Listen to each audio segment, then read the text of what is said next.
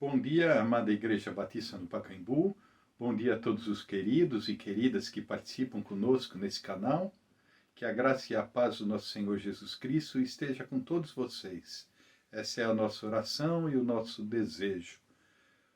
Hoje nós vamos continuar dentro dos nossos estudos a respeito dos ensinos de Jesus.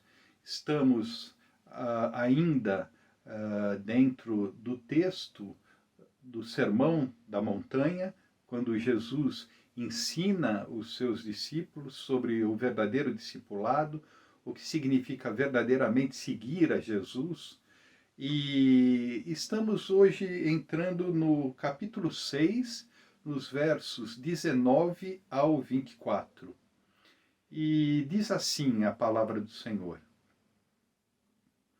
Não acumulem para vocês tesouros na terra, onde a traça e a ferrugem destroem, e onde os ladrões arrombam e furtam. Mas acumulem para vocês tesouros nos céus, onde a traça e a ferrugem não destroem, e onde os ladrões não arrombam nem furtam. Pois onde estiver o seu tesouro, aí também estará o seu coração.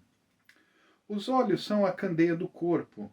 Se os seus olhos forem bons, todo o seu corpo será cheio de luz. Mas se os seus olhos forem maus, todo o seu corpo será cheio de trevas. Portanto, se a luz que está dentro de você são trevas, que tremendas trevas são! Ninguém pode servir a dois senhores, pois odiará a um e amará o outro, ou se dedicará a um e desprezará o outro. Vocês não podem servir a Deus e ao dinheiro. O que será que Jesus estaria dizendo nessa passagem? O que ele estaria ensinando aos seus discípulos através desse texto que nós acabamos de ler? É uma passagem conhecida, como toda a mensagem do Sermão do Monte, e nós conhecemos muito bem esta passagem, quando diz assim: não acumulem para vocês tesouros nos céus, tesouros na terra, perdão, onde a traça e a ferrugem destroem e onde os ladrões arrombam e furtam. Mas ajuntais, acumulem para vocês tesouros nos céus, onde a traça e a ferrugem não destroem e onde os ladrões não arrombam nem furtam. Pois onde estiver o teu tesouro, aí também estará o seu coração. O que Jesus quis dizer com isso? Hoje nós vamos abordar a respeito das nossas prioridades. Quais são as suas prioridades? Sobre o que você tem investido os seus maiores esforços? Sobre o que você tem concentrado todo o seu tempo, a sua dedicação? Ao que você dá mais valor na vida, ou a quem você dá mais valor na vida? O que para você é o seu bem mais precioso? Nós poderíamos trazer várias respostas para essas perguntas. Naturalmente, nós diríamos que o nosso bem mais precioso é a nossa família, nossos filhos, nossa esposa, nosso marido, ou aquela pessoa querida a quem nós mais amamos. Os nossos bens, o nosso bem mais precioso é a nossa vocação, por exemplo. Ou o nosso bem mais precioso seriam os nossos bens mais preciosos. A nossa casa, nosso carro, o nosso emprego, o lugar onde moramos, a forma que vivemos. Veja bem que aqui Jesus não está censurando todas essas coisas. Jesus não está aqui nessas palavras dizendo assim: ah, tudo aqui na terra você não deveria dar valor. Não significa que nós não deveríamos ter prioridades nas nossas vidas, como investir, primeiramente, nós poderíamos dizer, nos dias de hoje, na nossa saúde, porque sem a saúde nós não podemos fazer mais nada. Nós poderíamos investir e devemos investir o nosso tempo na nossa vocação, nos nossos dons. Nós podemos e devemos investir o nosso tempo e os nossos esforços nos nossos queridos, na nossa família, alguém que não tem família, mas tem outras pessoas queridas, amigos, o que quer que seja. Investir o seu tempo, os seus esforços em ajudar alguém próximo de si. Nós poderíamos, então, concentrar os nossos esforços nos nossos talentos, nas nossas capacidades. Nada disso em si é errado. Nada disso em si é algo que Jesus está falando contra isso. Mas o texto está nos ensinando que nós devemos dar prioridade a Deus. É simplesmente isso. Nós devemos dedicar a nossa vida, entregar a nossa vida, concentrar os nossos esforços e os nossos empenhos em nos dedicar a Deus, em priorizar a Deus na nossa vida, em dar a nossa vida a Deus e buscar todos os interesses do reino de Deus. Alguém poderia dizer, isso é algo que é vocação de um sacerdote, de um religioso, de alguém que vive única e exclusivamente para isto. Mas não é bem isto que Jesus está querendo dizer também. O fato de eu me dedicar a Deus, de eu me concentrar em Deus, de eu priorizar a Deus em minha vida, o fato da minha vida ser dirigida e governada por Jesus, não me leva a abandonar a tudo que faço, a minha vocação, ao tudo que sou, não me leva a abandonar as coisas e seguir a Deus, mas pelo contrário, quando nós priorizamos a Deus na nossa vida, todas as coisas na nossa vida se potencializam. Todas as coisas na nossa vida ganham uma nova dimensão. Nós temos novo foco para a nossa vida, para o nosso viver. Nós olhamos para as coisas de forma diferente. Nós olhamos para a nossa profissão, por exemplo, para a nossa vocação, seja ela qual for, de uma forma muito mais intensa e diferente. Nós não vemos apenas como um meio de ganharmos mais dinheiro, de estendermos nossos bens, nossa riqueza, concentração.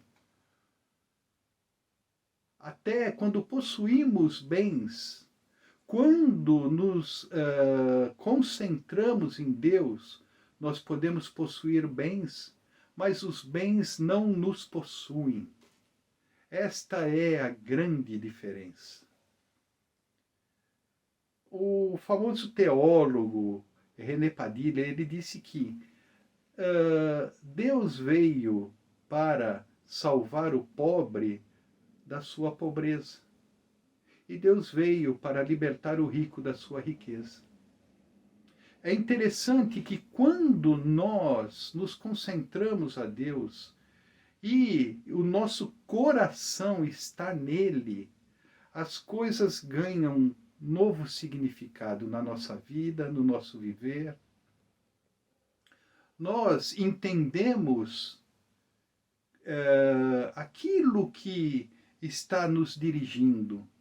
Nós entendemos aquilo que está tomando conta do nosso coração. Nós entendemos aquilo que toma todo o nosso tempo e todos os nossos esforços. É certo que há muitas profissões, há muitos trabalhos que requerem todo o nosso tempo, nosso esforço. É certo também hoje que as pessoas mal têm tempo de chegar em casa, se alimentar, dormir e logo no dia seguinte ir para o seu trabalho.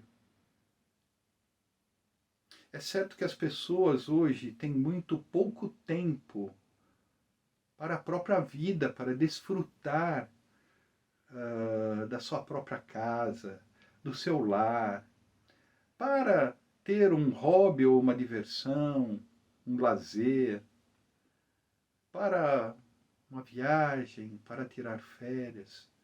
Porque há pessoas que, infelizmente, nós temos visto cada vez mais essa realidade no nosso país e no mundo, trabalham em regime de escravidão.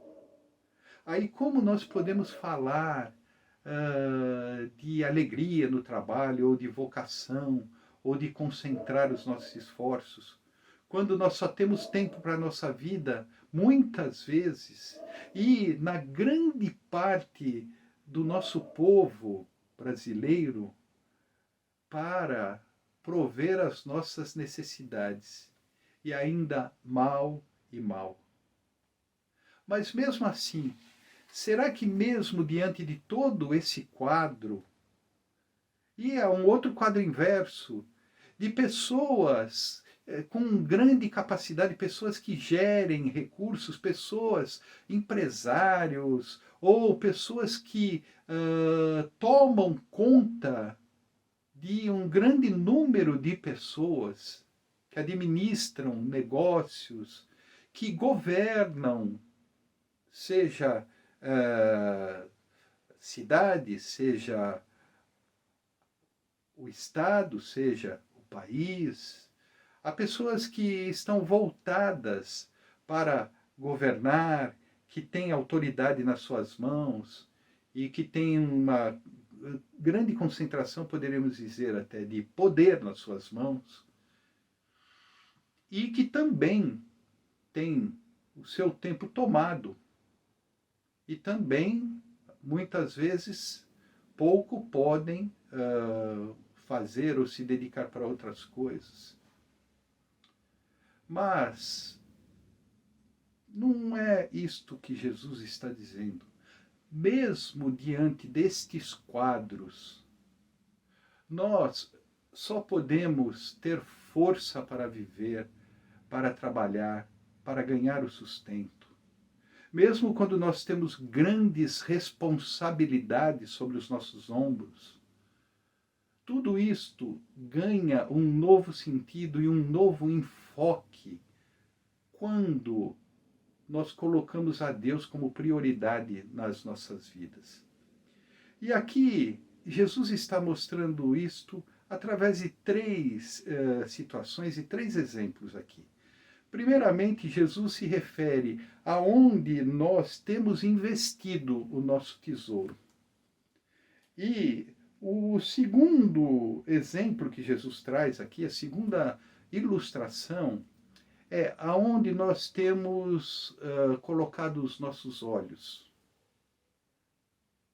Sobre o que e para que está voltado o nosso olhar e a nossa direção. E em terceiro lugar, com maior intensidade, maior grau, aí Jesus diz: a quem nós estamos servindo? Nós poderíamos dizer assim, com relação ao primeiro ponto, aonde está o nosso tesouro? O tesouro é o bem mais precioso de alguém. É interessante que no comentário de Nicholas Wright, ele fala a respeito da concentração de um aluno nos seus esforços e aonde ele dedicava mais os seus esforços. Nós vemos um outro exemplo interessante que Dallas Willard traz no seu livro, falando a respeito do seu filho, do seu próprio filhinho, não é? E que ele tinha um bicho de pelúcia, e que o bicho de pelúcia, ele diz, era o seu bem mais precioso. E ele diz até que o bicho já estava velho, já estava todo arrebentado, rasgado, e ele achou, vou ter a grande ideia de substituir, trazer um novo. E a criança ficou completamente perturbada. Foi a pior coisa, ele disse, que ele poderia ter feito. Por quê? Aquela criança, seu filho, dava o valor para ele, era o seu tesouro, aquele bichinho de pelúcia, velho, mas era o seu tesouro. Ele dormia e acordava com ele. Então, muitas vezes, o nosso tesouro não tem algum bem significativo em termos de valor, mas tem algum bem significativo de valor para nós. Mas, sim, grande parte das pessoas, tanto aqueles que possuem recursos, que possuem bens, como aqueles que não possuem bens, põem o seu coração, às vezes, considerando bens materiais, outras coisas, o seu tesouro. Quantas pessoas são enciumadas e são, como poderíamos dizer, extremadas nos cuidados, muitas vezes. O quê? Um homem, por exemplo, com o seu carro, que cuida de um carro como se fosse o seu tesouro.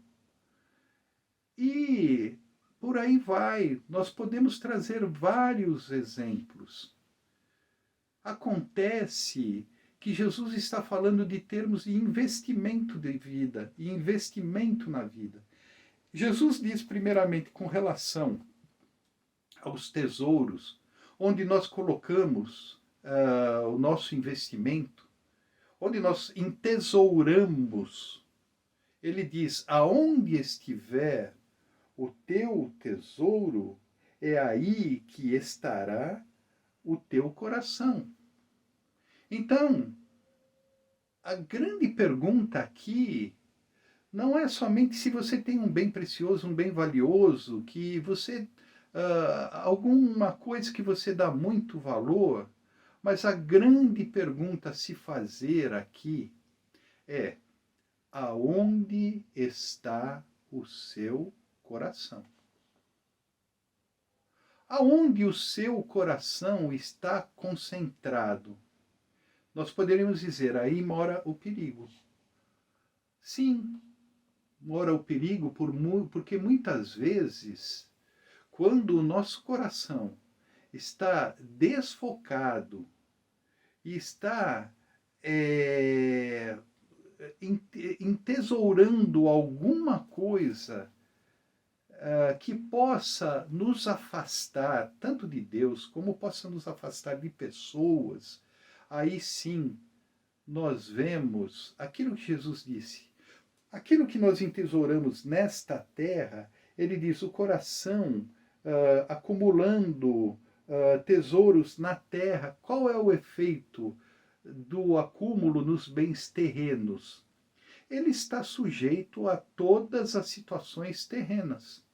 Ele está sujeito aqui a traça, ferrugem e ladrões, a todas as coisas que podem fazer perecer os nossos bens, os nossos valores, ou seja, investir aqui na questão terrena. Investir aquilo, o meu coração naquilo que não atribui valor na minha vida, pode estar sujeito à deterioração. Atrai ferrugem, atrai ladrões.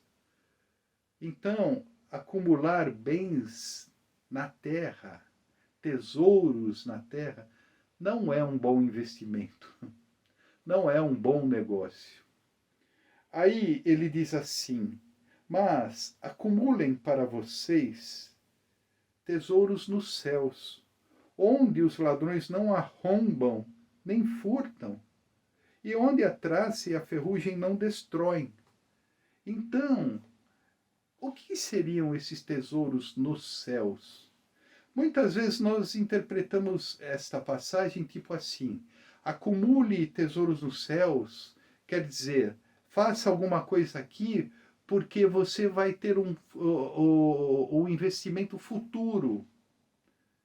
Se você fizer o bem aqui, se você servir a Deus, se você fizer alguma coisa para Deus aqui, você vai colher isto no futuro. Muitas vezes nós atribuímos a palavra céus a futuro, mas céus é o lugar onde está Deus. E aonde está Deus neste momento?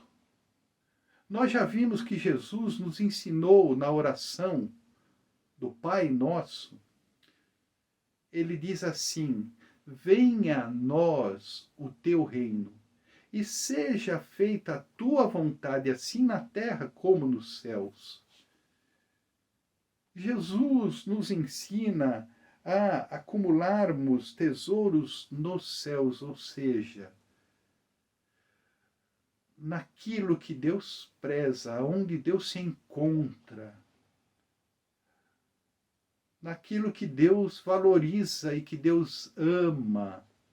É nisso que nós devemos concentrar os nossos investimentos.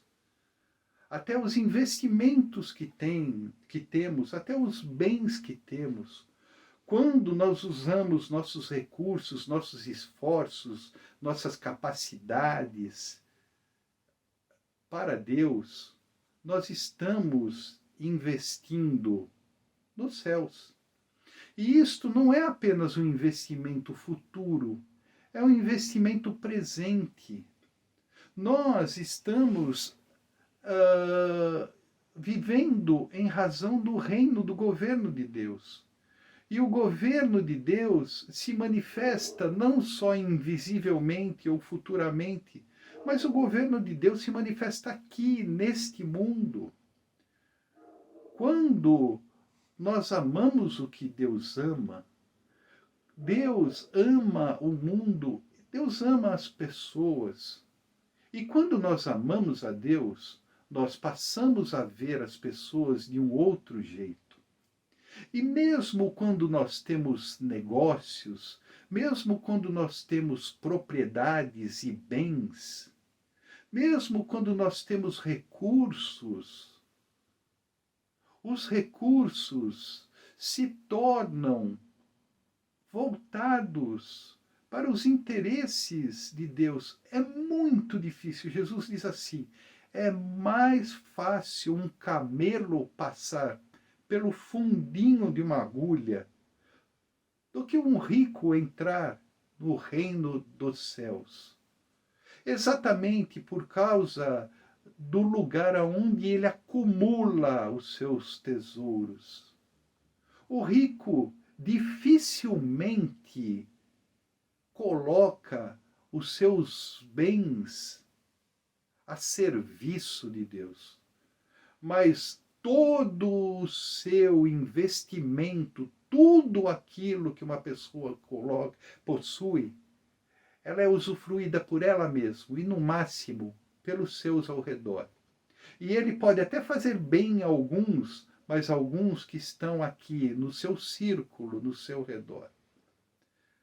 Quando nós colocamos o nosso coração, o nosso tesouro, quando nós acumulamos nos céus, e seja, não apenas estamos fazendo um investimento futuro para quando nós morrermos e formos para os céus.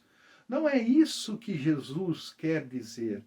Embora vai haver o dia em que nos encontraremos com Cristo, estaremos com Ele vivendo numa outra dimensão, quando ressuscitarmos e vivermos com Cristo no reino celestial, investir nos céus é investir aqui e agora. Investir nos céus é investir naquilo que Deus dá valor. Jesus, ou melhor, o profeta Isaías diz: qual é o jejum que Deus deseja? E anteriormente Jesus falou a respeito do jejum.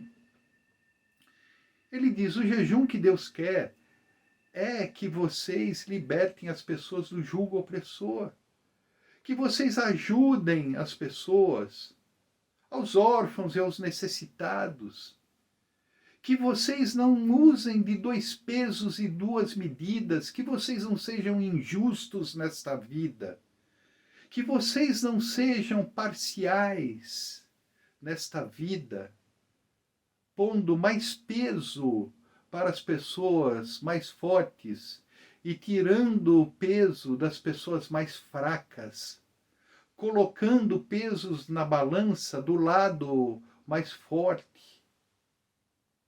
Aqui, investir nos céus é termos toda a nossa vida, os nossos bens, os nossos recursos, voltados para a prática do bem.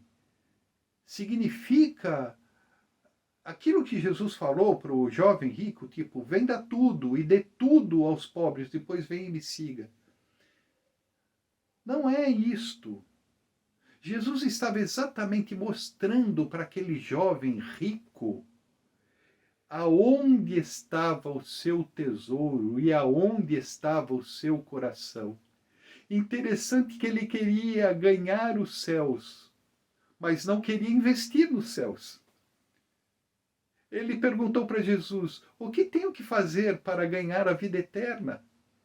E Jesus diz: invista nos céus. E de que forma que Jesus falou para ele no final, depois de mencionar as várias leis e ele dizer assim: tudo isso eu tenho feito?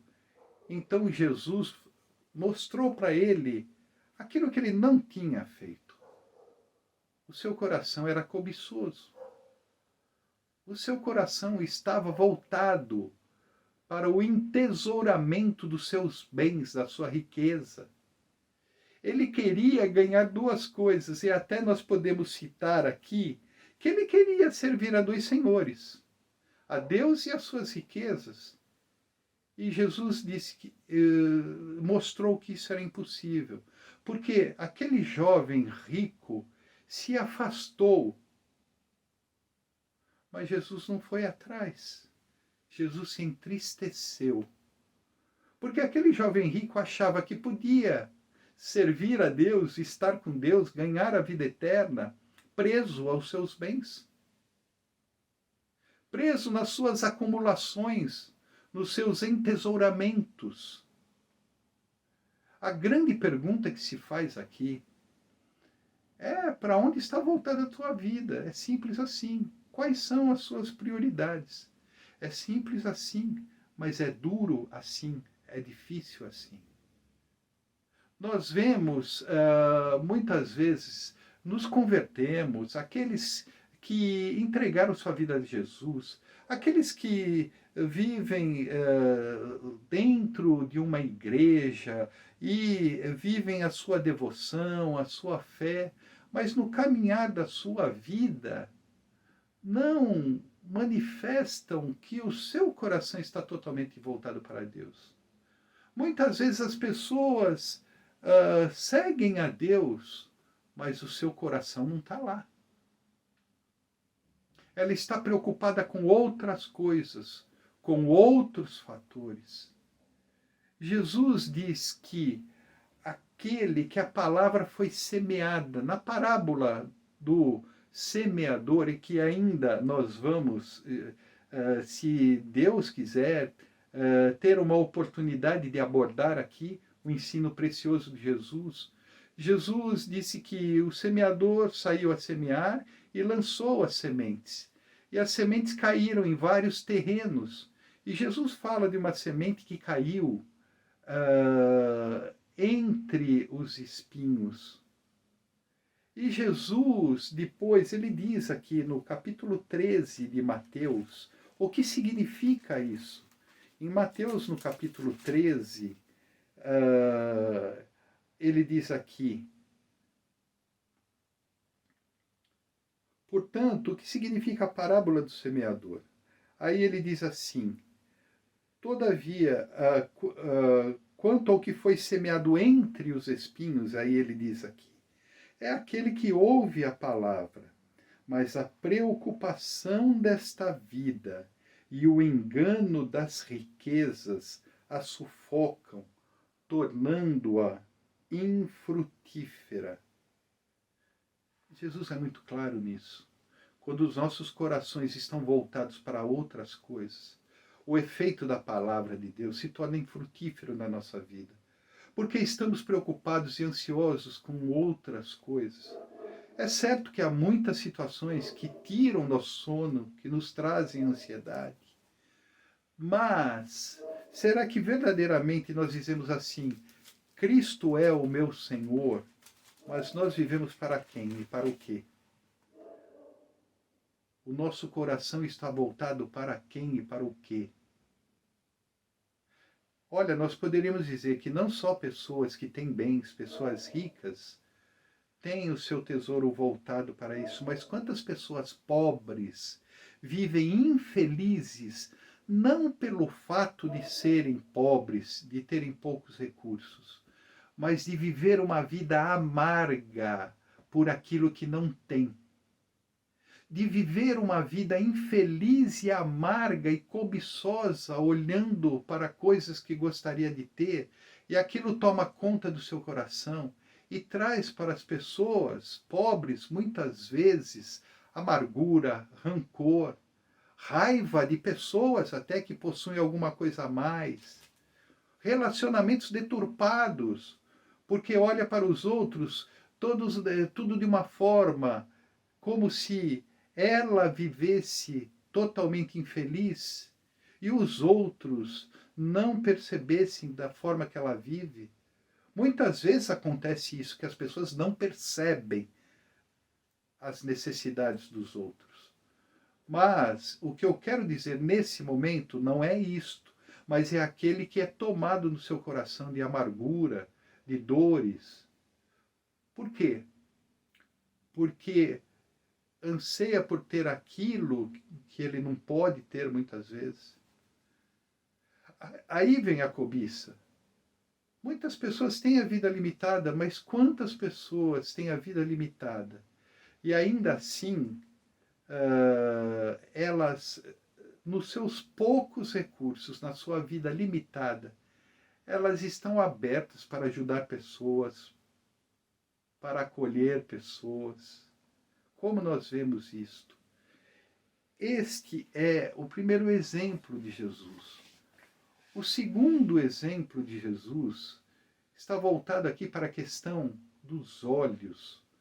Como, digamos assim, aquele que traz a luz. Nós poderíamos, nesse texto aqui, comparar os olhos aos faróis de um carro, que conduz o motorista e o carro, iluminando o caminho, e aí o carro anda por caminhos e é conduzido por caminhos através da iluminação.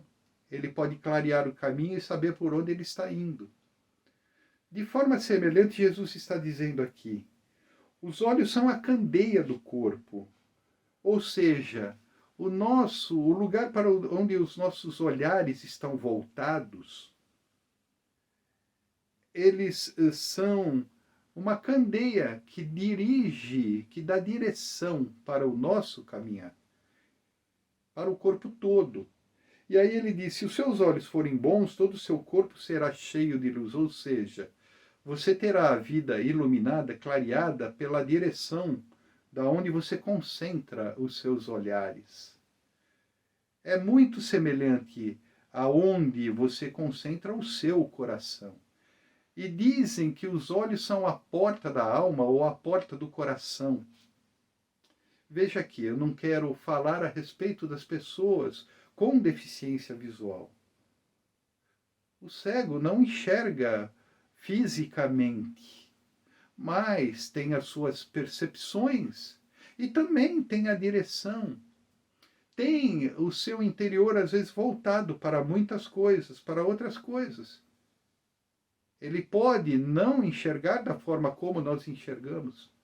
Até ele pode não estar voltado para coisas que atraem, pessoas que enxergam e que são atraídas para coisas, para objetos, para outras situações. Mas da mesma forma, Jesus não está falando aqui só de pessoas que enxergam ou não enxergam, mas ele está falando a respeito de direção. E ele está falando a respeito de percepção. E ele está falando da pessoa que está voltada para aquilo que lhe traz cobiça, através dos olhares físicos de alguns, ou através da direção. Ela pede a luz para a sua vida. Ela vive por lugares obscuros, por caminhos obscurecidos. E aí ele diz assim, a pessoa que é atraída e voltada para os seus olhares e para as suas percepções, ela acaba se perdendo na vida. Ela perde a luz para a sua vida. E aqui nós podemos falar de cobiça pelos olhares físicos mesmo. O próprio Jó, ele diz no seu livro, ele fixei, ou melhor, eu dei o meu coração para a minha esposa. Como poderia fixar os meus olhos em alguma outra mulher? Transliterado, ou trazido de uma forma mais atualizada, através de uma paráfrase, eu perdi a palavra, mas parafraseando o texto, é isso que eu queria dizer. Jó está dizendo, eu assumi um compromisso. Como eu posso fixar os meus olhares para outras mulheres quando eu assumi um compromisso com a minha esposa ou marido, para o nosso companheiro ou companheira? E como podemos fixar em outras coisas? E aí nós podemos dizer quantas pessoas são tentadas e atraídas. O próprio apóstolo João nos diz lá na sua primeira carta, ele diz, não ameis o mundo, nem as coisas que há no mundo. Porque a cobiça da carne, ou seja, da nossa natureza, a cobiça dos olhos e a soberba da vida são inimigas de Deus. Então aqui nós vemos também, e poderíamos dizer, que rumos a nossa vida está tomando? E os rumos que ela está tomando, por que ela está nesses rumos? Por causa do quê? Para onde os nossos olhares estão voltados? Para onde os nossos pés estão caminhando? Para onde está sendo atraído o nosso coração? Nós vemos o salmista dizendo o seguinte, no Salmo de número 36, no versículo 9, diz assim a palavra de Deus, pois em ti está a fonte da vida, graças à tua luz vemos a luz. O que nos ilumina? O que clareia as nossas vidas? O que mostra os pontos obscuros dentro de nós, dos nossos pensamentos, dos nossos sentimentos, dos nossos desejos, do nosso coração? É quando nós focamos os nossos olhares para Deus e aí a nossa vida é iluminada. Nós vemos na palavra de Deus o próprio apóstolo João dizendo que nós devemos trazer a nossa vida para a luz. Jesus disse que os homens amaram mais as trevas do que a luz, porque as suas obras eram más e eles não queriam que fossem vistas. Mas Jesus clareia, ele traz luz para a nossa vida, para o nosso viver. E aqui ele está dizendo isso. Quando os nossos olhos não estão voltados para Deus, eles estão em outros focos, que com certeza não trazem luz para a nossa vida, para os nossos passos, para a nossa direção. Aí, a consequência natural do nosso entesouramento e da direção dos nossos passos e dos nossos olhares nos levam para algo que ele nos diz aqui.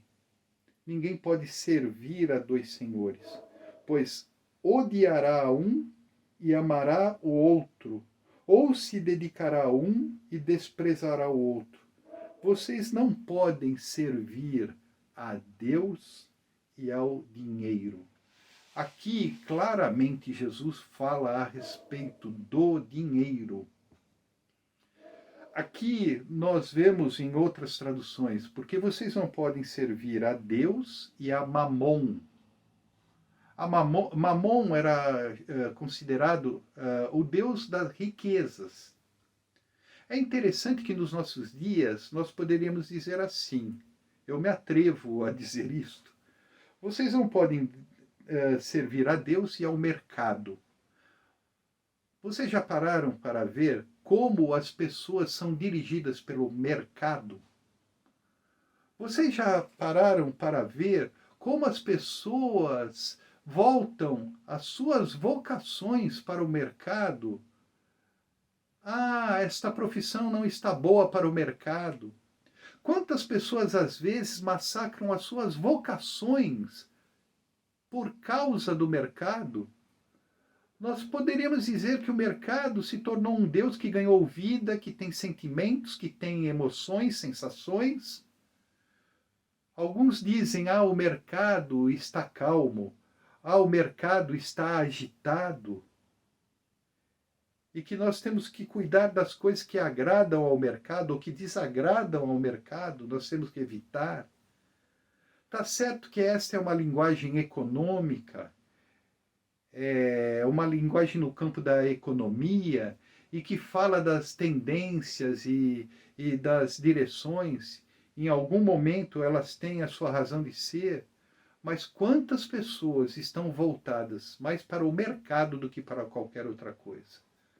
Quantas pessoas sacrificam empregos de outro por causa daquilo que está sendo bom para o mercado? Quantas pessoas tratam outras pessoas de acordo com o mercado? E quantas pessoas, e aí eu digo crentes, evangélicos, cristãos, religiosos, estão com o seu coração sendo dirigido pelo Deus mercado?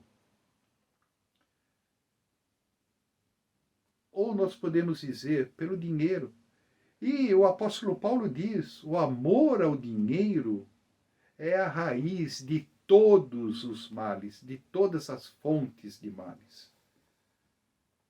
O próprio apóstolo Paulo diz aqui nesse trecho, na segunda carta de Timóteo, no capítulo 4, ele fala a respeito de um coração satisfeito, de um coração direcionado, de um coração dirigido por Deus. Perdão, primeira carta de Paulo a Timóteo, no capítulo 6. Ele diz assim, de fato, a piedade com o contentamento, a partir do versículo 6, é grande fonte de lucro, porque nada trouxemos para esse mundo e dele nada podemos levar. Por isso, tendo o que comer e com o que nos vestir, estejamos com isso satisfeitos. Os que querem ficar ricos, cai em tentação, em armadilhas e em muitos desejos descontrolados e nocivos, que levam os homens a mergulharem na ruína e na destruição, pois o amor ao dinheiro é a raiz de todos os males.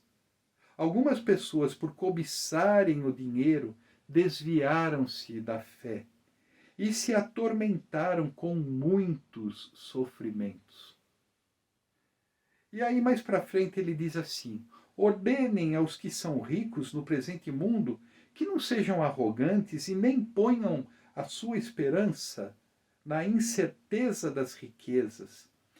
Ou nós poderíamos até dizer que não ponham o seu coração ou os seus tesouros na incerteza das riquezas, mas em Deus, que de tudo nos provê ricamente e para nossa satisfação.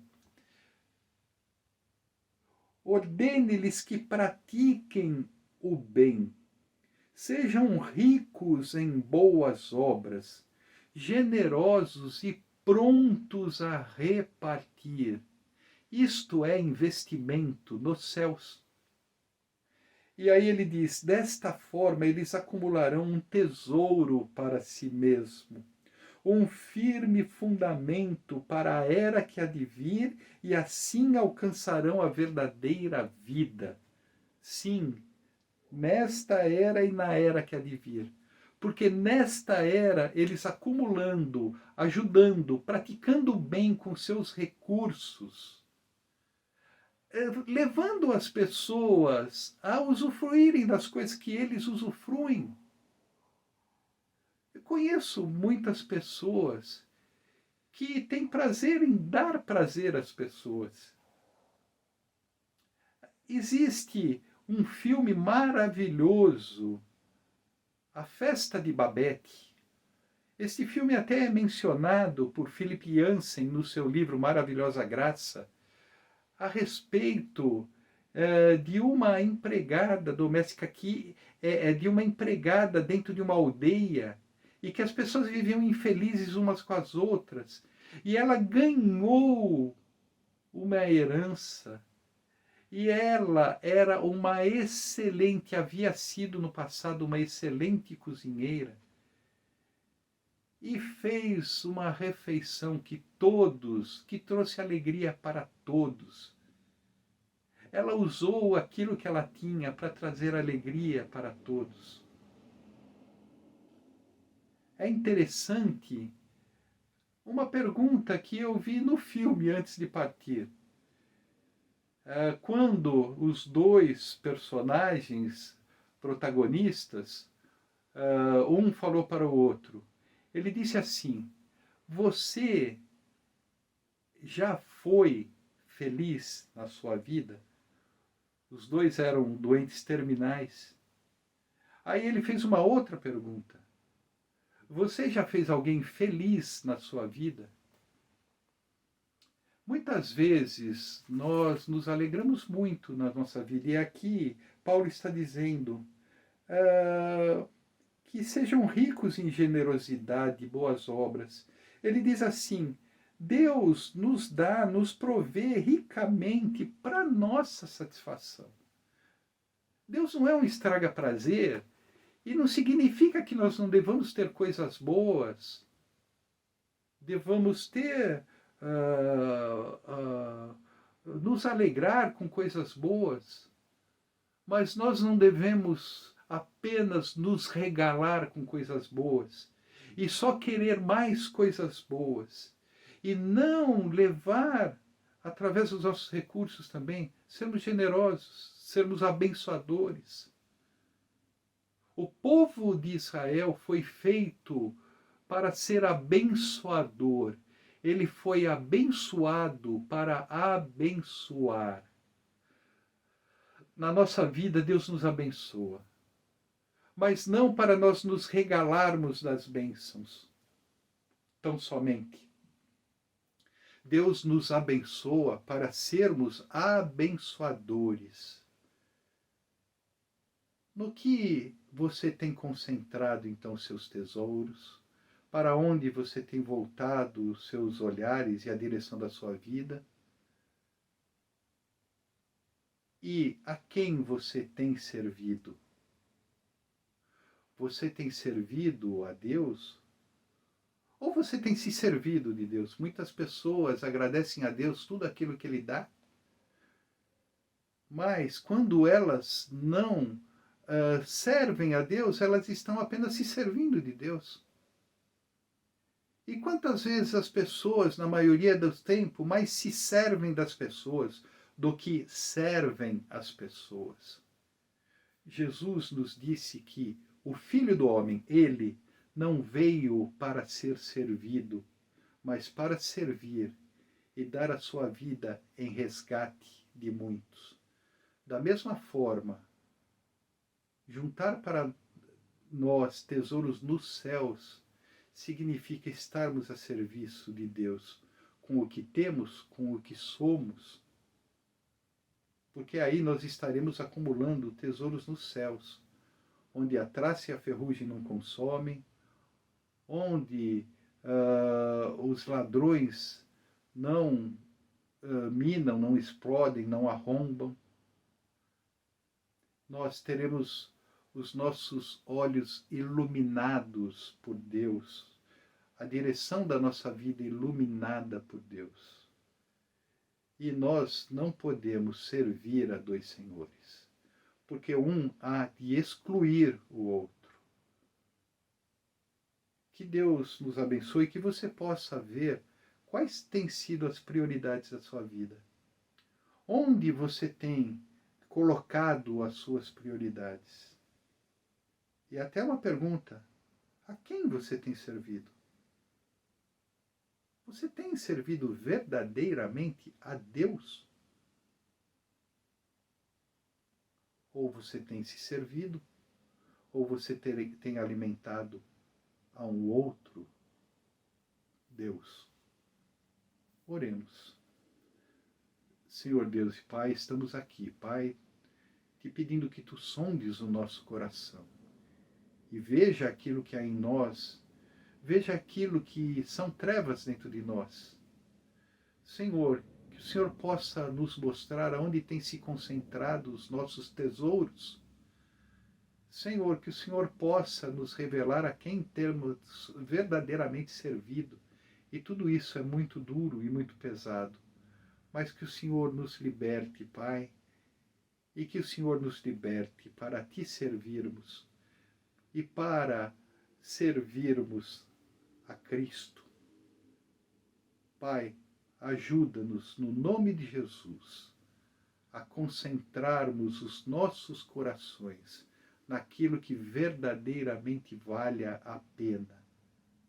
Ajuda-nos, ó Pai, a te amar de todo o nosso coração, de toda a nossa alma e de todo o nosso entendimento. E dessa forma amarmos ao próximo como a nós mesmos.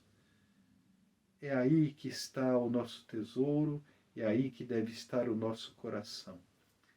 É a oração que nós te fazemos no nome de Jesus. Amém. Até a próxima semana, se Deus assim o desejar.